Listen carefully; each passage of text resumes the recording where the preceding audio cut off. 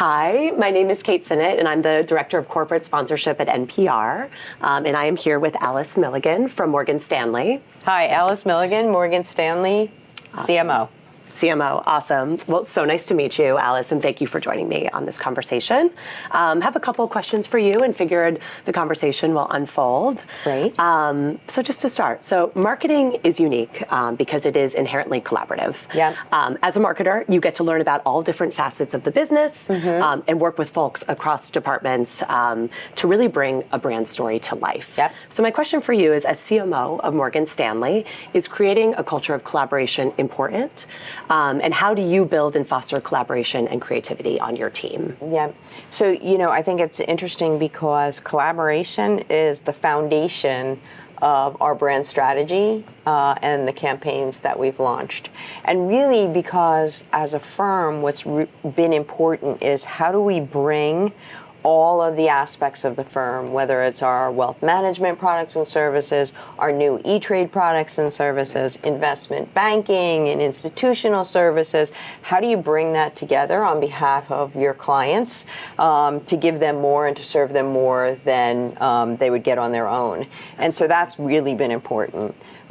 As marketers, then, we're almost at the center of everything. One of our key jobs is being able to unify the message around all of those products and services. And so we work with every business unit. We work with every corporate function. We support the global remit of the firm. So we work with all the international markets to bring our story to life in different ways for different audiences. Absolutely. Very cool. So interesting. You have an extensive background in financial services, and you've worked at big, iconic, very iconic brands like American Express and Citi. So I was wondering, what brought you to Morgan Stanley specifically? I know it's a heritage brand, 87 years old. Yep. So what brought you here? I think one thing, there's been two things that have been important to me in my career. First was working for really strong consumer brands, brands people recognize, brands people know, brands that people feel a connection with. And the other is that the brand is consistent and aligned with my personal values. AT&T, American Express, those brands were because they were about serving clients with excellence, doing the right thing, having integrity, and that is very consistent with Morgan Stanley's values. I came to Morgan Stanley through the E-Trade acquisition. I saw that. Yes. So that was actually really interesting. Yeah. I've now worked for Morgan Stanley longer than I worked for E-Trade before we were purchased. So it was a bit of luck in going to Morgan Stanley because I love the firm, I love the brand, I love what it stands for, and I love the people there. So it's been lucky for me, but it's very consistent with how I've made those choices throughout my career. That's wonderful. Very cool. How would you describe your leadership style? And what kind of leadership have you thrived the most under throughout your career? I always describe, and it's going to sound crazy because we just talked about this, but I always describe my leadership style as collaborative. Love it. I try not to micromanage. I try to empower my team.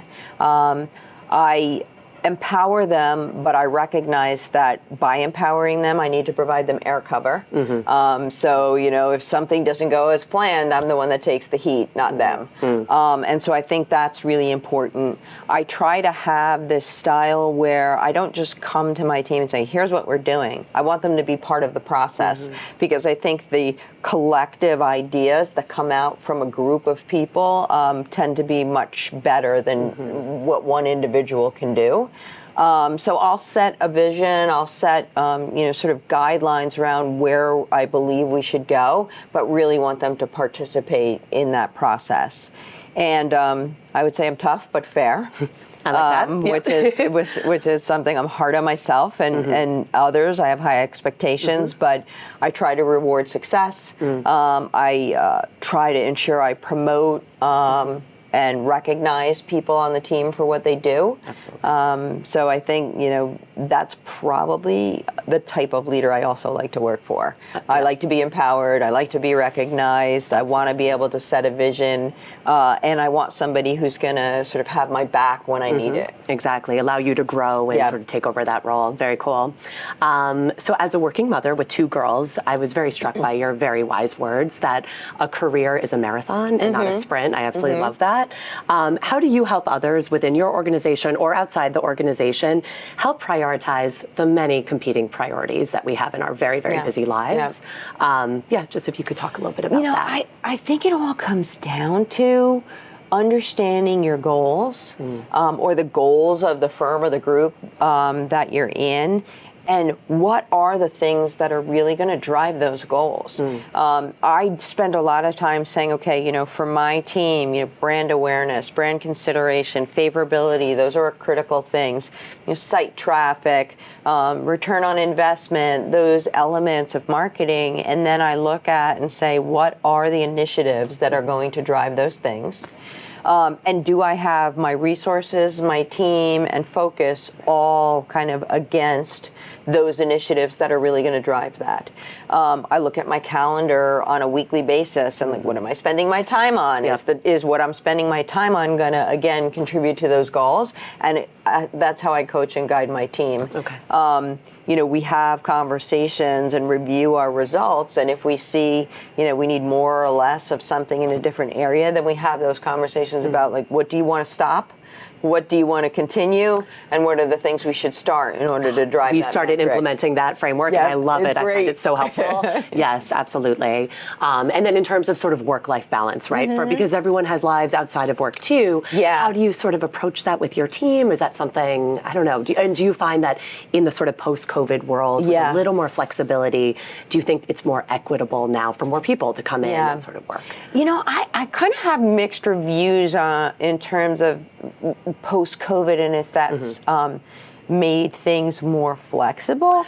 I think about it a little bit more like it's even further integrated your life and your work, right? Because now there's this expectation post-COVID where you're so connected that you're on call it's almost like 24/7. But what I do think is important is, as a leader, being a role model.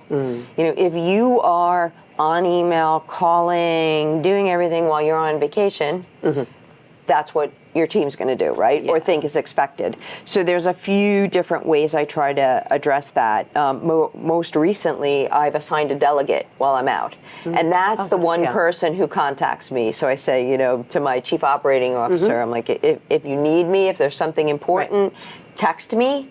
I'm not going to check email every day. Maybe every few days or when it works for me. But if something's critical, reach out to me. Right. Otherwise, you're empowered to make the key decisions in these areas or direct people to the right people. So sort of making sure you set yourself up for success. I put this little caption at the end of my email. So it sort of says, if you receive this email when you're on vacation or out of hours, don't respond until you return to the office. I love that. Again, trying to give people permission to do what should be expected, but they think because they get an email from me, they have to respond. Absolutely. I try to do those things and model those things so that people on my team then model it and they recognize that I don't have different expectations for them than I do for myself. That's awesome. I love that. Okay, so moving directions a little bit. So as one of the stated 5 core values, Morgan Stanley has a serious and meaningful commitment to diversity and inclusion. Financial institutions in the past have had a problematic history of leaving certain people out of the conversation, especially women, or including women, I would say. What are some of your focuses this year as it relates to creating a more inclusive and equitable environment, both within Morgan Stanley's culture, so at the company itself, but also in the outside world? I think at the firm, we're even trying to push further beyond diversity, equity, and inclusion, and even into belonging, right? So it's not just we're doing the right thing because it's the right thing. It's we want people to feel that they belong here and that they can, succeed and they can thrive and they can be their authentic selves in our firm and in our environment.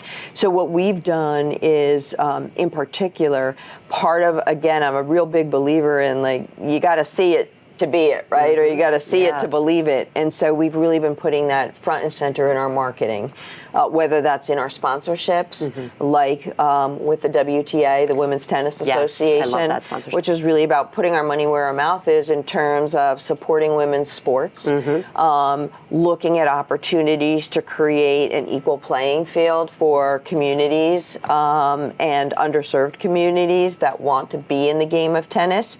But then also, how do we prepare these women for, sort of off the court when their tennis careers are over? And so we've created programs called What Moves You. We're doing a content series. We've got Come Play initiatives, which are, again, about, education, empowerment, and giving children with all abilities the opportunity to play tennis, to go to clinics, to meet top tennis players, and sort of see and learn from those people.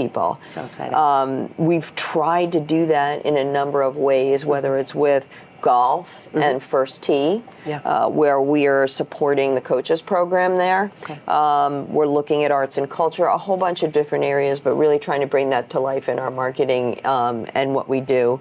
And then as an employer, same thing, ensuring the diversity of our teams, ensuring programs that support employees. We've got employee networks, and really thinking about not just belonging and diversity within the firm, but then giving back to the communities that we work and live in. Absolutely. Yes. In fact, one of my later questions, but I kind of wanted to bump it up, is why is mentorship so important? And I think that Morgan Stanley, it looks like there's really great programs around that. Yeah. Has that always been a priority? Is that something that you specifically are working a lot on or spearheading? So just talking about mentorship. Yeah, mentorship, I think for employees, for women who are, women employees, it's really critical and important.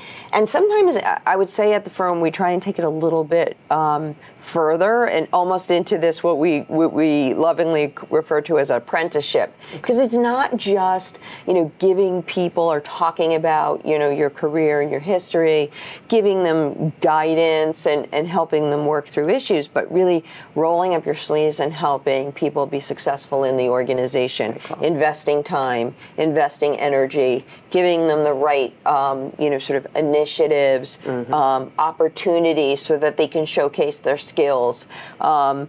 Thinking about when you're in forums and meetings, how do you get everybody engaged and involved, whether that person's an introvert or that person's an extrovert. Right. As leaders, we spend a lot of time thinking through how that interaction happens and how we can get the most from everybody who's in the room. And so I think it's critical in my career, having mentors help, guide me, to bounce ideas off of, to understand the unwritten rules of how an organization works or how to navigate that organization has been critically important. Right. And then I think the other piece is, we talk a lot about is sponsorship. So there's mentors who help you. Sponsors are people who, I like to say, cash in their chips for you, who really put sort of themselves on the line and advocate for you to get the right opportunities, to get that promotion, to get in front of that, your decision maker. Very cool. And is that sort of like an actual program with Morgan Stanley, or is this just something you do, not on the fly, but... Yeah, I would say there are mentorship programs within the firm. Yeah. A lot of it is really how you build just your whole performance management and your leadership track. Okay. So, those are elements we're measured on as employees and as leaders.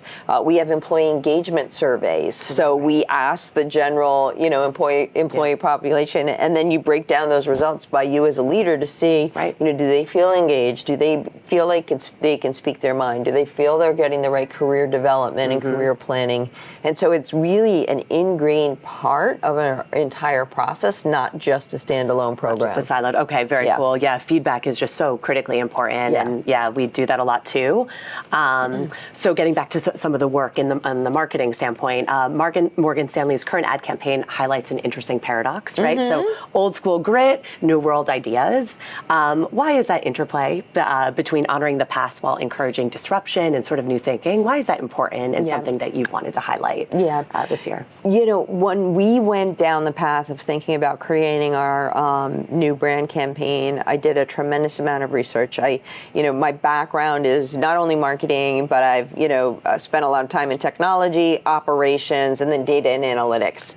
Amazing. And so all the important things, insights, research is always a critical, sort of component of what I do. When we did this research, what we heard was that many of the consumers, whether they were an institution, a corporate, or an individual investor, felt that they had a pretty binary choice. I either could choose, a long-established bank or financial services company that had history, that had a track record, that had gone through complexity, but wasn't really innovative. Right. Or I could choose a fintech that was new, visionary, innovative, exciting, but a little more risky, didn't have the track record, not sure they're going to be around, a year from now. And what we understood pretty quickly is that Morgan Stanley is a great blend of the both of those. Cool. We've been around 88 years. We understand, keeping people's information secure, privacy and the importance of that. We've been through market ups and downs, and there's this sort of history and legacy of access and connections and opportunity that we have as a firm. But with the new acquisition of firms like E-Trade, very exciting. Eaton Vance, and Solium, for our at-work business, there were all these new technologies and capabilities that we had. And so we actually did represent the best of both worlds. How do we communicate those things? Absolutely. Oh, that's so cool. Yeah. That sort of dovetails nicely into talking about trust. So I work at NPR. So trust, it's really in our DNA. It's part of our mission statement about who we are as a news and culture organization. And our research has shown, obviously we look a lot at trust and we find it so critically important. So we've seen that second only to pricing, trust is the most important attribute that influences consumers' buying patterns. How much does it matter to you that the media partners that you work with at Morgan Stanley are as trustworthy as your brand? For me, any partner we do business with has to be aligned with our core values. I think for people to believe what your brand stands for, you have to be 100% authentic. Absolutely. And so those values really set the guardrails in terms of what's important to you as a firm, and then communicating those things is important, but living those things is important. So I think, who we do business with is a critical element of that. When we're assessing whether it's a media partner or a sponsorship partner or an advertising agency partner, we look at those things. Like, what do they stand for? What is their track record? How do they reflect what they believe in to the world, both internally and externally? Absolutely. And that's who we choose. Very cool. Yeah, that's great to know. Okay, another sort of question in this realm, but I found interesting. How does Morgan Stanley approach taking stances on contemporary social issues? Do you think that your customers actually expect Morgan Stanley and the brand to maintain and defend a well-defined set of values? I'm thinking probably yes, but and how important is this to you personally as CMO in terms of taking certain stances? Or is it something it's not? I do think that brands do well by doing good. I do think the consumer and audiences today that we're talking to want firms to stand up for what they believe in. And, I think the way we do that is, again, all grounded in the values of the firm, diversity and inclusion, doing the right thing, giving back, acting with integrity, putting our clients first. Those are beliefs that we as a firm have had for a while. And so we look at, how we reflect that internally and how we interact with each other.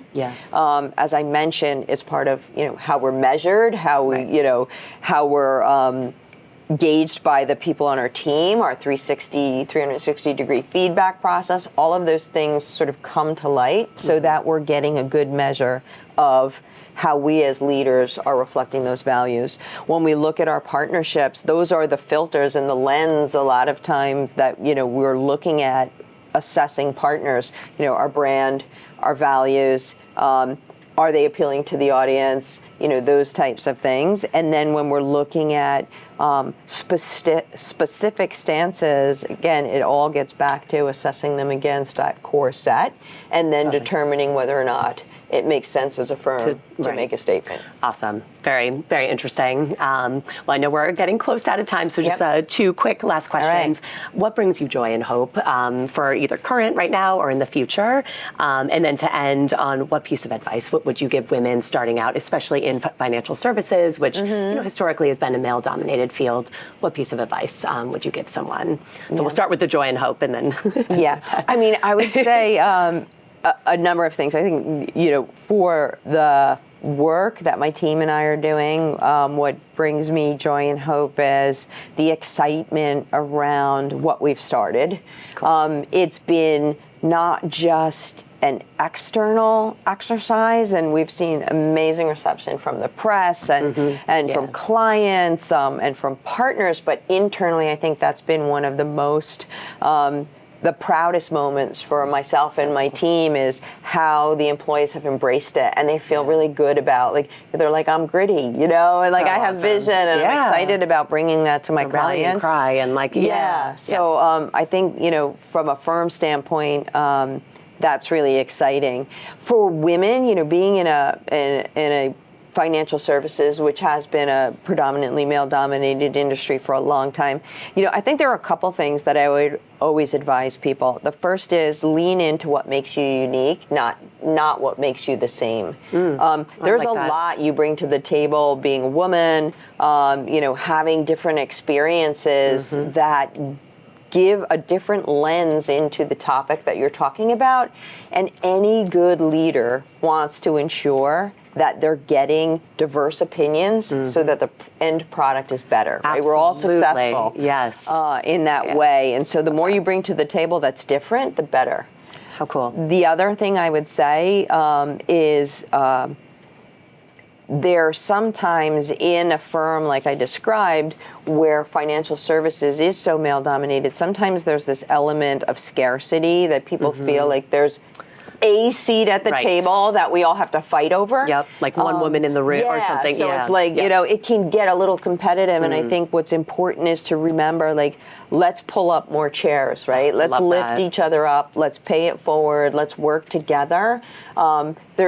There's benefit in unity versus competition. And I think if you keep that mentality around, hey, I'm going to showcase what makes me different, and I'm going to bring others with me, you can be successful. What an amazing way to end. Thank you so much for spending this time. So great to get to know you. Thanks for having me. Yeah. Great.